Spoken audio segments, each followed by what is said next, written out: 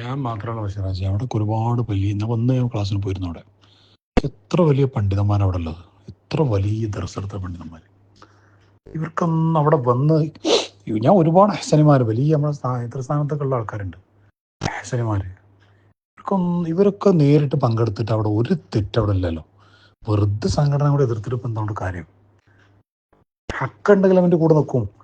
മാത്രമല്ല ഇവിടെ ഇപ്പോൾ ഒരൊറ്റ ക്ലാസ്സിന് വന്നിട്ട് കല്ലൂരി നിർത്തിയ ആൾക്കാർ, ഈ ആൾക്കാരെ കൊണ്ട് നമ്മൾ എങ്ങോട്ടാണ് പോകേണ്ടത്? നിങ്ങൾ അങ്ങോട്ട് പറഞ്ഞു തന്നെ എൻ്റെ കൂട്ടത്തിൽ.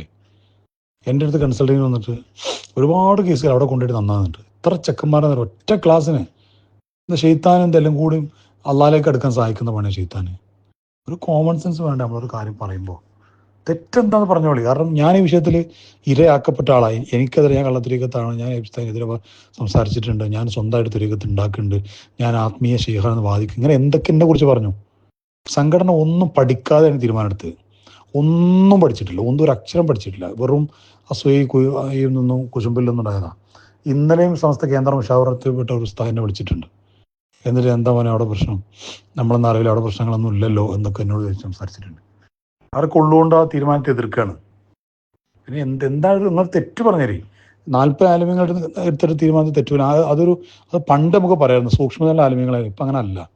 വലിയ വലിയ സുലൈം ഉസ്താദ് എപ്പിസ്ഥാനെ പോലെ വലിയ വലിയ മാത്തുകൾ മാറ്റി വെച്ചാൽ ചെറുപ്പക്കാരായ കുറേ ആൾക്കാർ നിങ്ങൾ ഈ 10 മുഷാവറാങ്ങൾ പോയി വിളിച്ചു നോക്കിയാൽ 10 എന്താണ് ഇതിൻ്റെ തെറ്റ് അവർക്കറിയില്ല. അപ്പോൾ 40 ആലിമ്യങ്ങൾ എടുത്ത് തീരുമാനം അല്ല എന്നർത്ഥം. ഒരാൾ പറയുന്നു, എല്ലാവരും കൂടിയാണ് അംഗീകരിക്കുന്നത്. അങ്ങനെ ആയിരിക്കും. അത്രേ ഉള്ളൂ ഇതിലൊക്കെ കഥ. അള്ളാഹാൻ അറിയുന്ന ഒരു ലോകം, റസൂലുള്ളാഹിക്ക് എത്തുന്ന ഒരു ലോകം ബഷീറാജ് ചെയ്ത്. അത് നിങ്ങളാ ഒരു മാനസികാവസ്ഥ നമുക്കത് മനസ്സിലായിക്കൊള്ളുന്നില്ല. അതല്ല വിഷയം. പക്ഷെ ഇതിങ്ങനെ ഒരു ഖൈറിൻ്റെ വഴി അടക്കാൻ പാടില്ലല്ലോ. നമുക്ക് ഒരുപാട് ആളുകളെ രക്ഷപ്പെടുത്താൻ കഴിയുന്ന ഒരു വേദിയാണത്. അവിടെ APK അല്ലെങ്കിൽ വിവാഹ സുന്നി വിചാരമൊന്നും നോക്കാതെ ആളുകൾ വരുന്നു, അവരൊക്കെ ഖൈറായ വഴിയിലേക്ക് മാറുന്നു, പള്ളിയിലും മഹല്ലിലും സജീവമായി പ്രവർത്തിക്കുന്നു. അതിലിപ്പോൾ എന്താ തെറ്റെന്താണ് അവിടെ? നിങ്ങൾ പറഞ്ഞേരി, നിങ്ങൾ പറഞ്ഞോളി, ഞാൻ അംഗീകരിച്ചോളാം. നിങ്ങൾ എന്ത് പറഞ്ഞാലും ഞാൻ അംഗീകരിച്ചോളാം. തെറ്റെന്താന്ന് ബോധ്യപ്പെടുത്തി തന്നോളി. ആ കാലഘട്ടത്തിൽ ഒരു മഹാൻ എതിർക്കാത്ത പണ്ഡിതന്മാർ ആരാളുള്ളത്? നിങ്ങൾ പണ്ഡിതന്മാരെന്ന് ആരിഫത്തിൻ്റെ ലോകത്തിലുള്ള ആൾക്കാർ ആരാളുള്ളത്? അലിയിൽ ഹവാസ്തങ്ങൾ എതിർത്തിട്ടുണ്ട്. തൊണ്ണൂറ് മുസ്ലിം തങ്ങൾ ആത്മീയ ലോകത്തെ നക്ഷത്രമല്ലേ. ജീവിതകാലം മുഴുവനും ആ കാലത്ത് ആലിമികൾ എതിർത്തിട്ടുണ്ട്. അബൂദുൽ ഇസ്ലാമി റളിയല്ലാഹുവിന് 6 തവണ ബിസ്താം എന്നൊരു നാട്ടിൽ പുറത്താക്കിയിട്ടില്ലേ? അതിന് നേതൃത്വം കൊടുത്ത ആ നാട്ടിലെ മുദരിസും ടീമായിരുന്നില്ലേ, എതിർത്തിട്ട് പുറത്താക്കിയിട്ടുണ്ട്. ഇപ്പോൾ ഹൗസുല്ലാദവനെ എതിർത്തിട്ടുണ്ട്. അസാലിമാവന് പിന്നെ എന്താണ് തലതിരിഞ്ഞാളാന്ന് പറഞ്ഞിട്ടില്ല. ആ കാലത്ത് ആലിമികൾ ഉണ്ട്. ആരെ പറയാത്തത്? ഒരു മഹാനെ കാണിച്ചില്ല അങ്ങനെ പറയാത്ത, ആരും കാണിച്ചു തരാൻ കഴിയില്ല. അത് ആ കാലത്ത് എതിർത്ത പണ്ഡിതന്മാരെന്ന് ആർക്കെങ്കിലും അറിയൂല. പക്ഷെ ഇവരൊക്കെ മഹാന്മാരായി. ഇതിങ്ങനെ ലോകാസുഖം നിങ്ങളിത് മനസ്സിലാവുന്ന ഞാൻ പ്രതീക്ഷിക്കുന്നത്. നിങ്ങൾ കാരണം വരണം എന്നുള്ളതിൻ്റെ ആകത്തുക. കാരണം വന്നാലും ഇല്ലെങ്കിലും അറ്റ്ലീസ്റ്റ് അതിനെ എതിർക്കാതിരിക്കുക എന്നുള്ളത്. പണ്ഡിതന്മാരെ എതിർത്ത് സൂക്ഷ്മമാക്കേണ്ട അവർ ചെയ്യേണ്ട ഉത്തരവാദിത്തമാണ്. അതിനെതിരെ നമ്മൾ സംസാരിക്കാനും പാടില്ല. പക്ഷെ നമ്മൾ വ്യക്തിപരമായിട്ട് സംസാരിക്കരുത്. അത് നിങ്ങൾ സംസാരിച്ചാൽ നിങ്ങളാക്കിയതിനെ ബാധിക്കും, ഉറപ്പാണ്. അനുഭവങ്ങളുണ്ട്, ഒരുപാട് അനുഭവങ്ങളുണ്ട്, ഇഷ്ടം പോലെ അനുഭവങ്ങളുണ്ട്. ഇപ്പോൾ പാകിസ്ഥാനെ ഇപ്പോൾ പറഞ്ഞവൻ അതിൻ്റെ പ്രചരണം വിചാരിക്കാം, ഞാൻ പറയുന്നില്ല. എൻ്റെ വിഷയത്തിൽ പോലും എനിക്ക് അനുഭവം ഉണ്ടായിട്ടുണ്ട്. എന്നെ ശക്തമായിട്ട് എതിർത്തരം മൂല്യർ ആ ആഴ്ച തന്നെ പോക്സോയിൽ കുടുങ്ങിയിട്ട് എൻ്റെ അടുത്ത് തന്നെ വന്ന്. അതേപോലെ എൻ്റെ അടുത്തിരുന്ന വേറൊരു വലിയ സ്ഥാപനത്തിലൊരു നേതാവ്, ആ സ്ഥാപനത്തിൽ ഒരു പോക്സോ കേസ് പ്രകാരം എന്നെ എതിർത്ത ആളുടെ കീഴിൽ ജോലി ചെയ്യുന്ന മറ്റൊരു മൂല്യർ പോക്സോ അറസ്റ്റ് ചെയ്യപ്പെടുന്ന കേസ് എൻ്റെ അടുത്ത് തന്നെ അള്ളാഹു കൊണ്ടെത്തിച്ചു. ഞാൻ ഈ കേസിലൊക്കെ അവരെ രക്ഷിക്കുക ചെയ്തിട്ടു. ഞാൻ പുറത്ത് ഒരാളോട് പറഞ്ഞിട്ടില്ല, ഞാൻ നിങ്ങളോട് പോലും പേര് പറഞ്ഞിട്ടില്ലല്ലോ. അത് എൻ്റെ വിഷയത്തിൽ പോലും അള്ളാഹു ഇങ്ങനെ പണി കൊടുക്കുന്നുണ്ട്. ഞാനൊരു പാവല്ലേ? നിങ്ങളിവിടെ ഒന്നും കണ്ടില്ലേ? ഞാൻ വീടെടുക്കാൻ വേണ്ടി 4 വർഷമായിരുന്നു. ഇപ്പോൾ ആ തറപ്പണി ഖലീത്തങ്ങൾ വന്നിട്ട് തറക്കല്ലിട്ടതാ, അലിബാബത്തങ്ങൾ വന്നിട്ട് കുറ്റിയടിച്ചതാ, 2 തങ്ങന്മാർ വന്നിട്ട്. ഞാനത് നമുക്ക് തിരിഞ്ഞു നോക്കിയിട്ടില്ല. എനിക്ക് എൻ്റെ ഹബീബിൻ്റെ ആ ഒരു കെട്ടിടം ഒന്ന് പൂർത്തീകരിക്കണം. എൻ്റെ ഹബീബിന് വേണ്ടി ഉണ്ടാക്കുന്ന ആഫാറുകളുണ്ട്. അതൊക്കെ അവിടെ ആഫാറുകൾ മുത്തിൻ്റെ വിശ്വാസങ്ങളുടെ 20-ലധികം ഷാറു ബാർക്ക് അള്ളാൻ്റെ ഔദാര്യം കൊണ്ട് ഇവിടെ ഉണ്ട്. ഇതൊരാൾക്ക് വെറുതെ കിട്ടും? നിങ്ങളൊന്ന് ആലോചിക്കുക. നിങ്ങൾ ഇത് മാത്രം ചിന്തിക്കുക. ഇത് വെറുതെ കിട്ടുമോ? ഞാനിപ്പോൾ മദീനത്തേക്ക് പോവാണ്.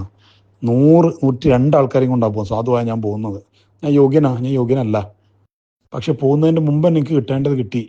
ഞങ്ങളോട് തുറന്നു പറയുന്നില്ല, എന്നാലും ഞാൻ പറയുന്നു. റസൂലുള്ള റൗദത്ത് ഷെരീഫിൽ എന്നെ ചേർത്ത് പിടിച്ച് ചുംബനം തന്ന് സ്വീകരിക്കുന്ന അതിമനോഹര രംഗം സ്വപ്നത്തിൽ കണ്ടു കഴിഞ്ഞു. ഈ യാത്ര ഇതിനപ്പുറം എന്താ അസീസ് ഖാ സന്തോഷം വേണ്ടത്? ഹബീബിൻ്റെ വഴിയാ അസീസ് ഖാ സ്വല്ലല്ലാഹു. അത് മുള്ളുകൾ നിറഞ്ഞതാ.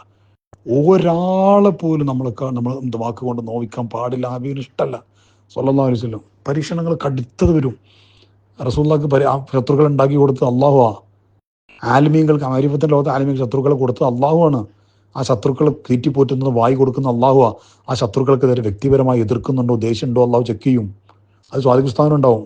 ഞാൻ ഈ മേഖലയിൽ ഇറങ്ങി അള്ളാഹു സ്വീകരിച്ച ഒരാളാണെങ്കിൽ എനിക്കും ഉണ്ടാവും, നിങ്ങളിറങ്ങി നിങ്ങൾക്കും ഉണ്ടാവും. അതതിൻ്റെ അത് എൻ്റെ ഒരു ഇത്.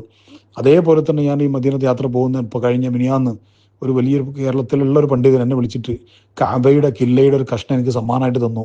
4 ആഫാറുകൾ ആ പണ്ഡിതൻ അദ്ദേഹത്തിൻ്റെ വീട്ടിലേക്ക് എന്നെ വിളിച്ചിട്ട് തന്നത് മിനിയാന്ന്. ഹബീബിനെ 3 തവണ കണ്ട ഒരു വലിയ പണ്ഡിതൻ, കൊട്ടൂർസ്ഥാൻ്റെ ശിഷ്യനാ. സല്ലല്ലാഹു അലൈഹി വസല്ലം തങ്ങളെ കണ്ട പണ്ഡിതൻ. ഇതൊക്കെ എന്താ അത്? ഞാൻ തുറന്നു പറഞ്ഞിട്ടുണ്ട്, പുറത്ത് ദയവായി പറയരുത്. യക്ലത്തൻ കാഴ്ച ഈ കഴിഞ്ഞ കാലങ്ങളിൽ എനിക്ക് ആദ്യമായിട്ട് കിട്ടിത്തുടങ്ങിയത്, അടുത്ത കാലത്ത് കിട്ടിത്തുടങ്ങിയത്. ഈ 2 വർഷം ഞാൻ മുമ്പ് റസൂലുള്ളാഹിനെ പലപ്പോഴും കണ്ടിട്ടുണ്ട്. സല്ലല്ലാഹു അലൈഹി വസല്ലം അള്ളാഹിൻ്റെ ഔദാര്യം കൊണ്ട് ഞാൻ കണ്ടിട്ടുണ്ട്, അള്ളാഹു കാണിച്ചു തന്നിട്ടുണ്ട്. അൽഹംദുലില്ലാഹ് അള്ളാഹിൻ്റെ ഔദാര്യം കൊണ്ട്. പക്ഷേ സാദിഖ് അടുത്ത് പോയതിന് ശേഷം ഈ 2 കൊല്ലം കൊണ്ട്, അതേപോലെ സാദിഖ് ഗുരുനാഥൻ്റെ അടുത്ത് തന്നെ കൊണ്ടുപോയിട്ടുണ്ട്. പക്ഷെ അത് അങ്ങനെ കൂടുതൽ പോകാറില്ല. അവിടെയും ഇപ്പോൾ ഞങ്ങൾ ഇപ്പോൾ ബന്ധം ആയതിനു ശേഷം എത്ര തവണയാ ഹബീബിൻ്റെ സ്വപ്നത്തിൽ വന്നത്, എത്ര മഹാന്മാരാ വന്നത്. എനിക്കെന്നെ കയ്യും കണക്കില്ല. ഹബീബ് സല്ലല്ലാഹു അലൈഹി വസല്ലം വല്ലാത്തൊരു ലോകാതിരിക്കാതെ പരീക്ഷണങ്ങൾ ഉണ്ടാവും. ഏറ്റവും പ്രിയപ്പെട്ടവരിലൂടെ തന്നെ എതിർപ്പുകൾ വരും. ഏറ്റവും പ്രിയപ്പെട്ടവർ എതിർക്കും, ഏറ്റവും പ്രിയപ്പെട്ടവർ തള്ളിപ്പറയും. അത് ഇതിൻ്റെ ഭാഗമാണ്. അതിർക്കുക നിങ്ങൾക്ക് ഇത്രയും ഞാൻ പറഞ്ഞത്, ഞാൻ ഒരാളോട് ഈ വിഷയത്തിൽ ഇത്രയും എന്നോട് പലരും ചോദിച്ചു, ഇത്രയും ഡീറ്റെയിൽ ആയിട്ട് പറഞ്ഞിട്ടില്ല. നിങ്ങൾ ഈ വിഷയം ഉൾക്കൊള്ളും എന്നതുകൊണ്ട് നിങ്ങൾ സ്വാദിഖ് അടുത്ത് വരണമെന്നല്ല ഇതിൻ്റെ അകത്തുക. നിങ്ങൾ വന്നാലും ഇല്ലെങ്കിൽ ഞാൻ പോയാലും ഇല്ലെങ്കിൽ അവിടെ ഉള്ളവരൊക്കെ പോയാലും സ്വാദിഖ് ദേവത്ത് നടത്തിക്കൊണ്ടേയിരിക്കും. സംഘടന മുഴുവൻ എതിർത്താലും സ്വാദിഖ് അടുത്ത് ആൾ കുറയില്ല. കാരണം അവിടെ ഒരു കുറഞ്ഞ ശതമാനം എപിസ്ഥാനിൽ അംഗീകരിക്കുന്ന ആൾക്കാരുള്ളൂ. ബാക്കിയൊക്കെ കള്ളുടിയന്മാർ, പെണ്ണുപിടിയന്മാർ, മയക്കുമരുന്നിൻ്റെ ആൾക്കാർ. ഇനി എവിടെ ഈ ചങ്ങായിമാരെ നന്നാവാൻ കൊണ്ടാക്കാന്ന് ബാപ്പാർ പേടിക്കുന്ന അത്തരം എന്താ പറയുക കൂത്താടി നടക്കുന്ന ആൾക്കാർ അവിടെ വന്നിട്ട് മാഷാ അല്ലാഹ് ഹബീബിനെ മനസ്സിലാക്കിയിട്ട് ആ ആൾക്കാരെ കൊണ്ട് ദ്വാരപ്പിക്കാൻ കാത്തുക്കല. ഞാൻ കള്ളു പെരുങ്കുടിയന്മാരായിട്ട് മാറിയിട്ട് ഇബാദത്തിന് ലദ്ദത്ത് ആനന്ദത്തിൽ നിസ്കരിക്കുന്ന ചെക്കന്മാരോടുണ്ട്. ആ ചെക്കന്മാരോട് ദ്വാരപ്പിക്കാനൊക്കെ ഞാൻ ആ ക്ലാസ്സിന് പോകുന്നത്. അത് മുടക്കാൻ പറയരുത്. അത് ഒരിക്കലും മുടക്കാൻ ഒരാളോട് നിങ്ങൾ പറയരുത്. സമസ്തയുടെ കാര്യത്തിന് വേണ്ടി സമസ്ത തീരുമാനം അത് ഹൈറാണ്. ആ ഒരു ജാനബിൽ നിന്ന് ചിന്തിക്കുമ്പോൾ തീർച്ചയായിട്ടും ഹൈറാണത്. പക്ഷെ ഇവിടെ നമ്മൾ പേഴ്സണലായിട്ട് എതിർക്കരുത്. നമ്മുടെ ആക്രമത്ത് മോശമായി പോകും. അള്ളാഹു കാത്തിരക്ഷിക്കട്ടെ. ആമീൻ യാ റബ്ബൽ ആലമീൻ. മടവൂർ ശൈഖുനെ ജീവിതകാലത്ത് തള്ളിപ്പറഞ്ഞ ആൾക്കാർ ഇപ്പം മടവൂർ പോയിട്ട് എത്രയോ സമയം ചിലവൊക്കെ എനിക്കറിയാം. നിങ്ങൾ അന്വേഷിച്ച് നിങ്ങൾക്കും മനസ്സിലാവും എത്ര ആൽമികൾ മടവൂർ ശൈഖുനായ ജീവിതകാലത്ത് അംഗീകരിച്ചിരുന്നു. ഇപ്പം മടവൂർ ശൈഖുനെ അംഗീകരിക്കാത്ത ആരെങ്കിലും ഉണ്ടോ? നിങ്ങൾ അന്വേഷിക്കണേ. അതങ്ങനെയാണ്. ആ ലോകം അങ്ങനെയാണ്.